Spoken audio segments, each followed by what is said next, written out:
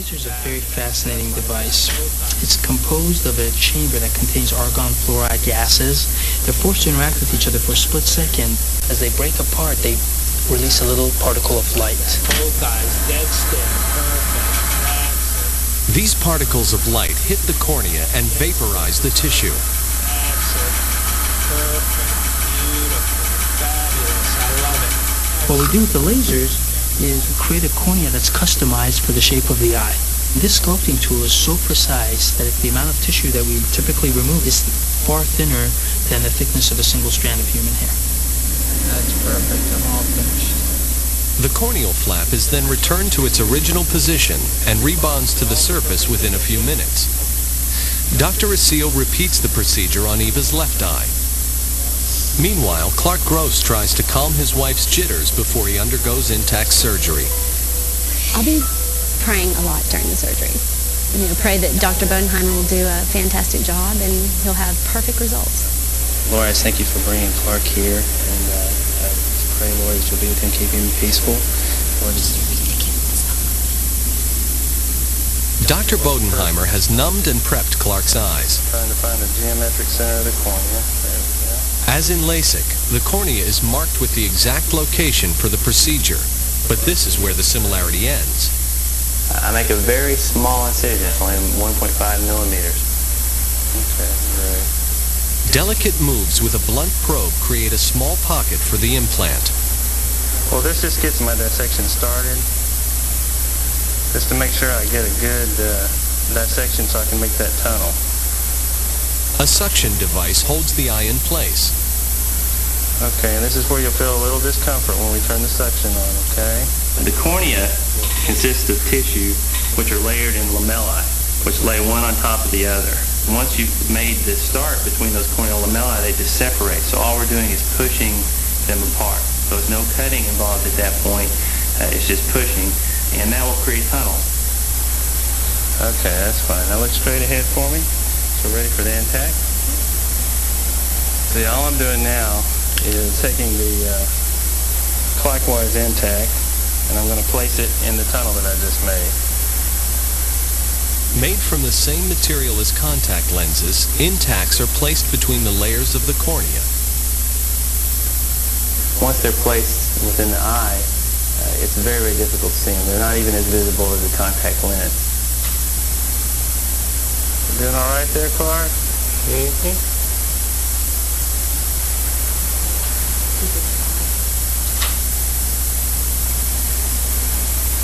The procedure is finished by closing the incision with a suture that will be removed in a week. And the suture we're using is actually thinner than a human hair. And now I'm going to switch to the other eye here. And while intact patients sometimes need several days of healing before true results can be determined, LASIK results are instant. Before LASIK surgery, Eva couldn't read the clock on the wall. 30 minutes later, her world looks very different. Why don't you look across and see if you can see anything up there? Do you see anything on the wall? I see the clock and the sign. Yeah? What does it say? Well, that says Eris. Okay, what does the clock say? It says 1:40. Good. Fabulous. Oh my God, I can totally see it. It's so cool. I think for many people, the gamble is worth it. But I think it's something, particularly with your eyes, you really have to calculate whether the reward can really be what the risk is.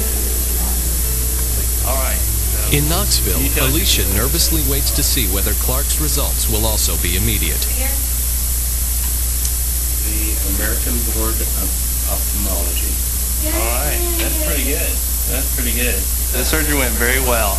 The intacts were positioned well, so I'm very happy with it. Clark is one of the lucky ones whose vision showed immediate improvement. I couldn't believe I could read that. In less than 1 hour, his vision has gone from 2400 to 2040. It's improved. It's blurry, but I can focus on things. I don't know. It's kind of cool, actually. But I fully expect somebody to hand me the glasses and say, okay, your dream's over, now put them back on. Eva's dream has also come true. LASIK has improved her vision from 2200 to 2015 and opened up a bright new world. This surgery was the best thing I've ever done. I I live near the ocean, so when I go down to the beach, it's just so nice to be able to see how crystal clear the water is and seeing things that I've never seen before with such clarity. I can see the mountains as well as the ocean. I don't have to squint. You can see every grain of sand. I just never knew the world could look like this. Two different people, two different procedures, sharing the same dramatic results.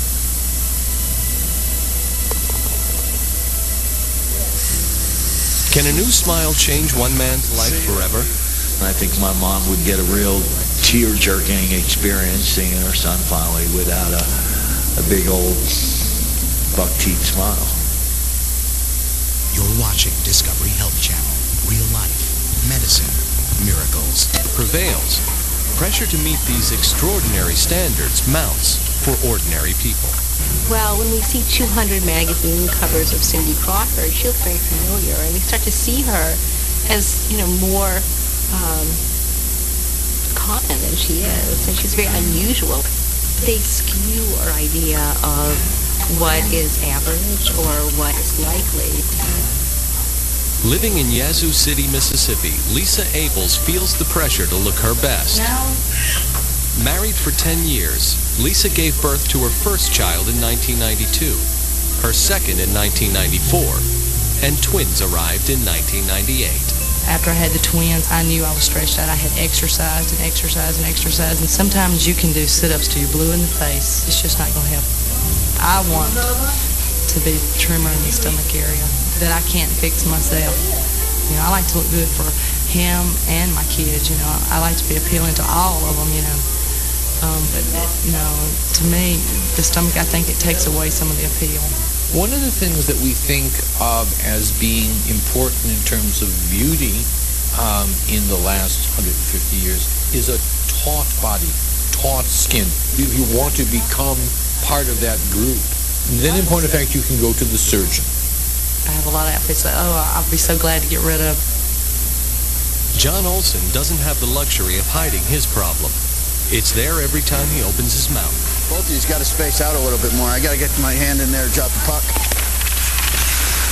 People tend to judge a book by its cover on the first impression. I used to ask my mom and dad why I had buck teeth and why we can't fix them. And, it was a money issue. They always used to say, just keep your mouth closed and hide them. It's definitely has set my self-confidence in who I am. After 39 years, you start to learn to live with what you have. I'm going to just tip you back a little bit, okay? After years of suffering, John consults Dr. Chris Mazzola of Ketchum, Idaho, to discuss cosmetic options for his smile. John decides to undergo the veneer procedure. These should be completely painless. A rubber dam is placed to catch debris, and Dr. Mazzola begins to remove the old front crowns, John's last attempt to improve his smile after suffering a hockey injury. And there you can see the metal underneath.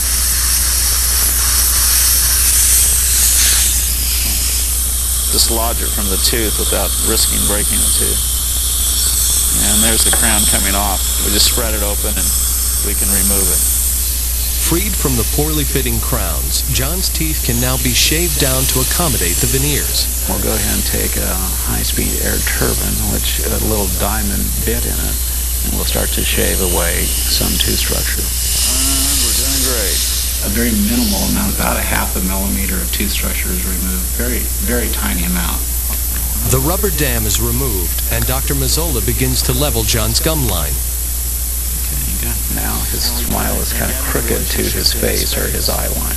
This side has more gum tissue than that side. We're going to use a little surgical procedure to even up all of his gum heights so that when he smiles, he doesn't look like he has a canted or slanted smile. We're trying to create the illusion of a straight jaw, even though his is slightly crooked.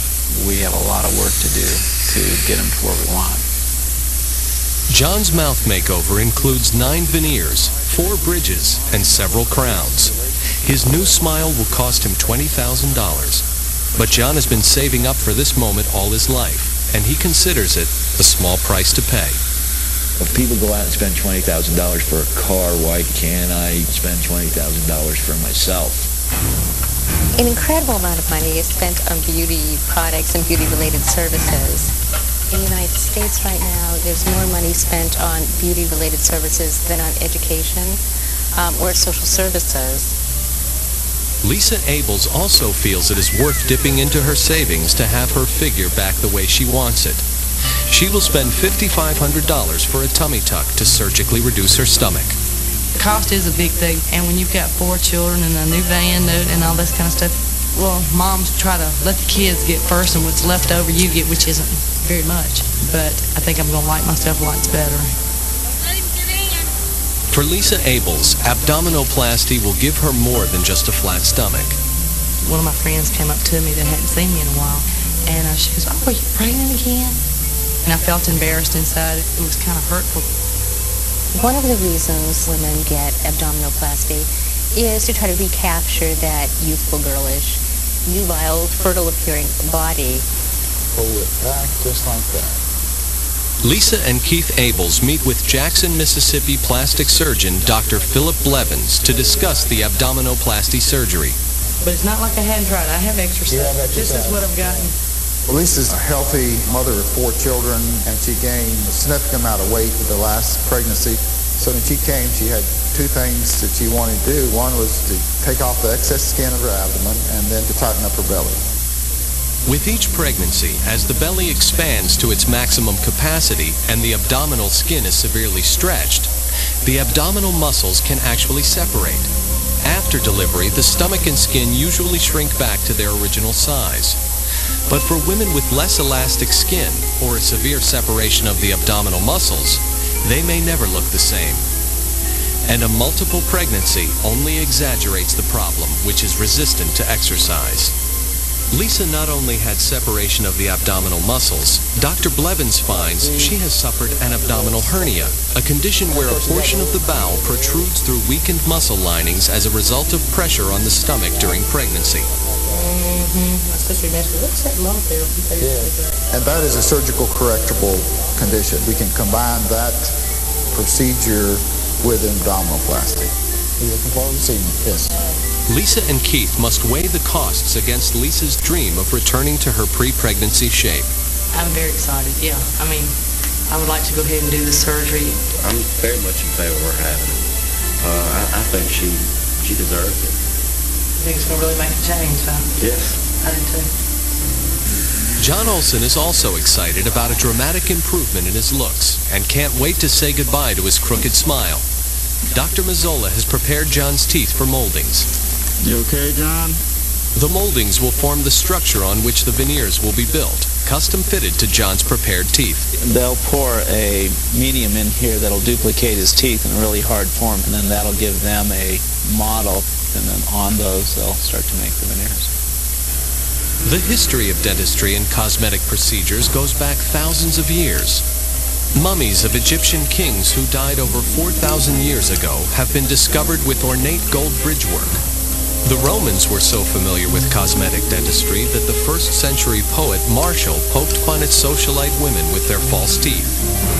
False teeth and hair flaunts Layla shamelessly, but not false eyes, for that she cannot buy. Modern dentistry did not arrive in America until the 1700s, when Pierre Fauchard, or as he is sometimes called the father of dentistry, published his work The Surgeon Dentist in 1729. A famous dentist of the period was legendary patriot Paul Revere, who placed advertisements in local Boston papers to repair false teeth. Today, cosmetic dentistry is a $3 billion industry, and procedures such as porcelain veneers are at the industry's cutting edge. The porcelain veneers will be sculpted to fit the shape and form of John's natural teeth, without the flaws nature gave him. Temporary veneers will allow John to test drive his new look while the permanent ones are being made. Any problems with fit or appearance can then be addressed before the final veneers are finished. We'll put a plastic-like material that simulates tooth structure And open. and put that over the prepared teeth. That hardens in place. Take that off, trim that, and polish it up. and it gives him protection for his own teeth while we're making the final teeth. And we're going to go ahead and put a few of them in just to take a look at our shape and length here, John. Dr. Mazzola places the temporary veneers in John's mouth and gives him a preview of his future smile. John is overwhelmed by the image reflected back to him.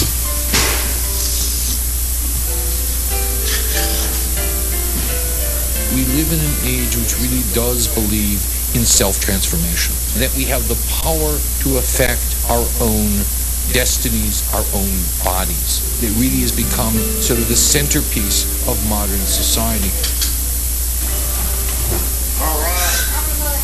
Lisa Abels is on the verge of her own transformation. The night before her surgery is also her 40th birthday. If I could have asked for a birthday present, it would have been what I would have asked for. It will be probably the best birthday present I've ever gotten. To have myself back the way I feel I should look. What happens when Lisa Abels loses 130 square inches of skin and 4 dress sizes? You're watching Discovery Health Channel. Real life, medicine, miracles. Cosmetic surgery has never been bigger, and its popularity is growing every year. According to the American Society of Plastic and Reconstructive Surgeons, over 2.2 million procedures were performed last year. Lisa Abels is part of this growing group who've opted for surgical solutions to their image problems. She is about to undergo an abdominoplasty or tummy tuck to flatten her protruding stomach. Dr. Blevins performs her surgery at Health South Surgicare Center in Jackson, Mississippi. I think abdominoplasty is so popular today because the activities that we do for fun, such as going to the beach, emphasize certain types of dress. You get a good night's sleep? No, I didn't. I stayed up till about 11 because you said I couldn't drink after midnight, so. It's just very pleasing to have a flat abdomen and not have to explain it away. Just as tight as you can pull those little threads or whatever you do, just get them tight. As Dr. Blevins leaves to scrub up for surgery, anesthesiologist Dr. M.D. Buddy Hardy puts Lisa under. Hey, rubber baby buggy bumper. Rubber baby bumper. It is rapid onset. In all probability, she won't remember going into the operating room at all. Statistically, the risk of any general anesthetic, as far as not waking up, is less than the risk the patient took when they got in their car to come to the facility to have surgery. Dr. Blevins maps out the surgery on Lisa's stomach, and a horizontal incision is made low across her abdomen. Dr. Blevins then separates the skin from the underlying tissue and muscles. This is a fairly controlled operation in the fact that you should be able to identify any bleeders and stop them as you approach them. What makes this operation possible is a device called an electrocautery. What it does is create a tiny little arc of heat which quite literally whales the ends of the vessels and stops them from bleeding. If you took off the skin right across there or did nothing else, that would be called a mini abdominoplasty. In Lisa's condition, we're going to need to have more advancement of the skin in order to repair the hernia and also to translocate the umbilicus to a new position. The 13-inch incision is closed with sutures that will be removed in 2 weeks. Shaping up. Takes a little while, but it's shaping up. There's certain parts of the procedure that will be permanent. But if someone gains weight or has another pregnancy, then that would contribute to a recurrence of the problem. 3.5 hours later, Lisa's surgery is complete. Lisa's just left the operating room. Tonight we'll just be observing her, and the nurses will monitor her progress and make certain she has adequate pain medication. Lisa is in severe pain after the surgery.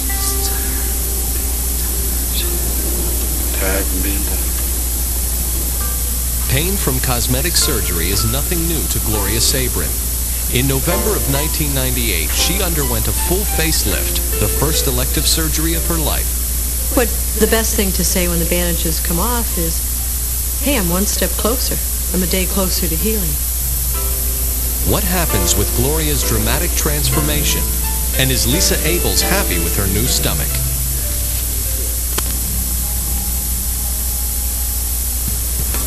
Not long ago, undergoing elective plastic surgery was kept secret.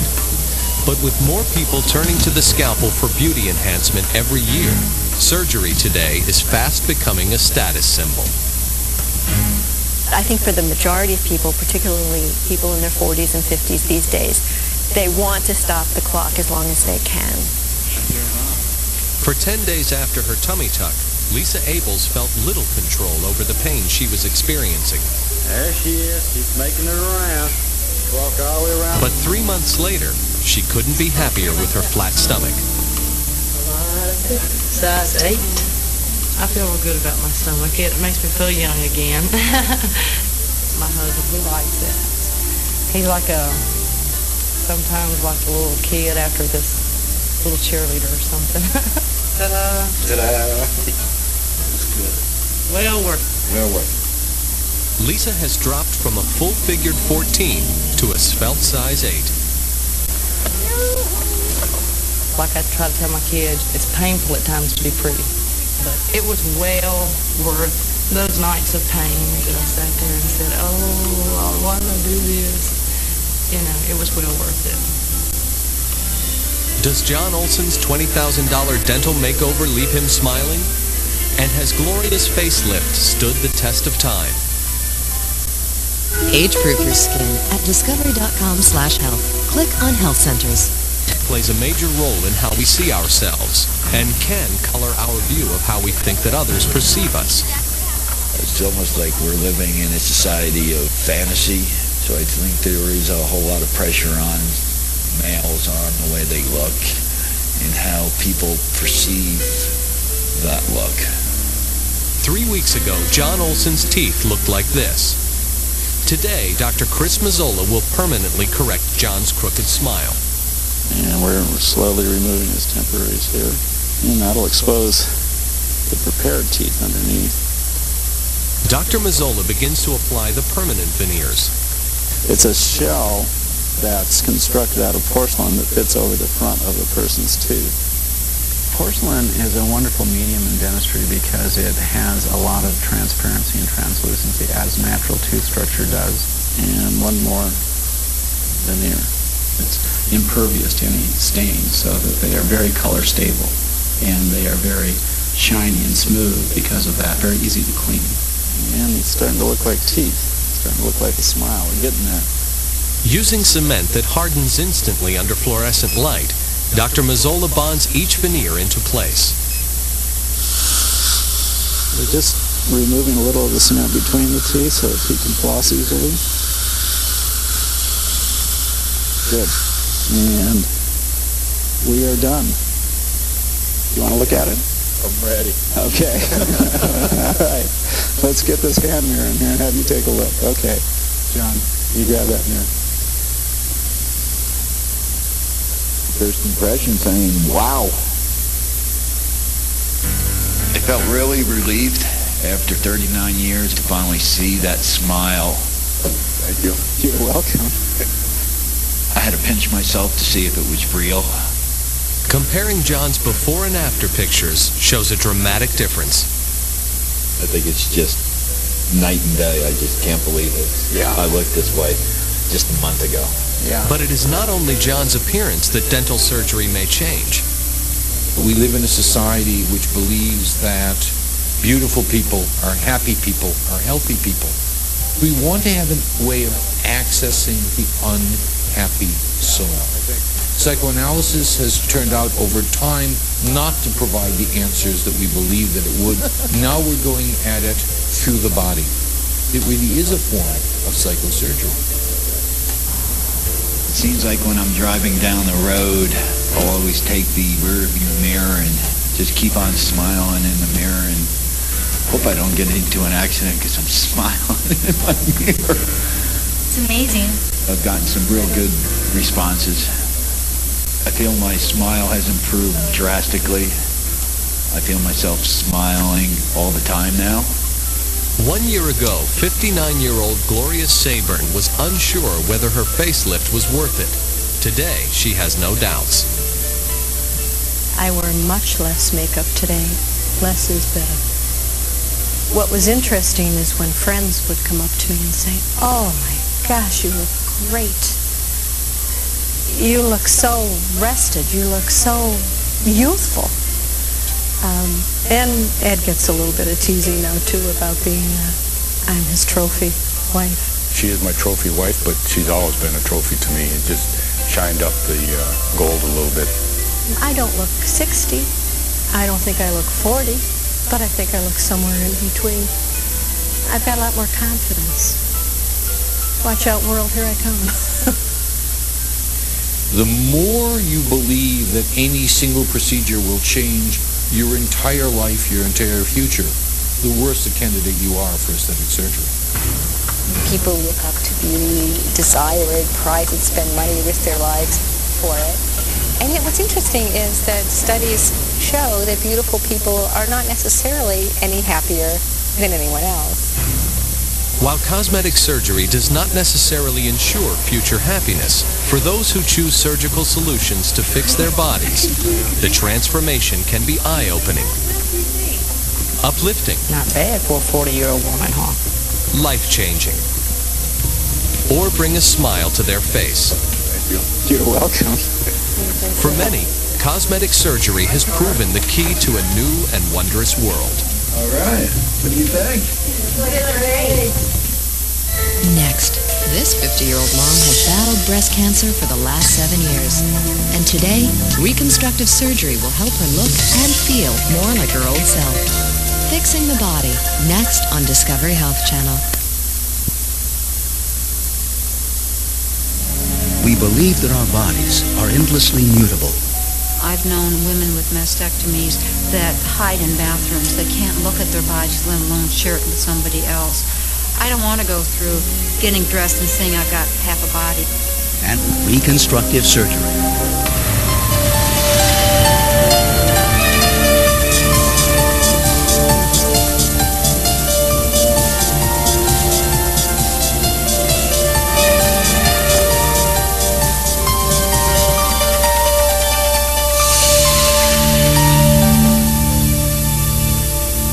Is the #1 reconstructive procedure in the U.S., accounting for 48% of the 1.1 million reconstructive surgeries performed each year, and the majority of those are related to cancer. One reason I'm looking at the type of surgery I'm looking at is because I don't want to have to deal with looking down and finding I have a breast missing. You're watching Discovery Health Channel. Real life, medicine, miracles. Each year in the United States, 180,000 women are diagnosed with breast cancer, and 60,000 die from the disease. Indeed, nearly 10% of all women will develop breast cancer in their lifetime. Breast cancer is a common disease, and it's getting more common. By the time we come on the scene, it's been there 8 to 10 years, and it's really too late to figure out what caused it.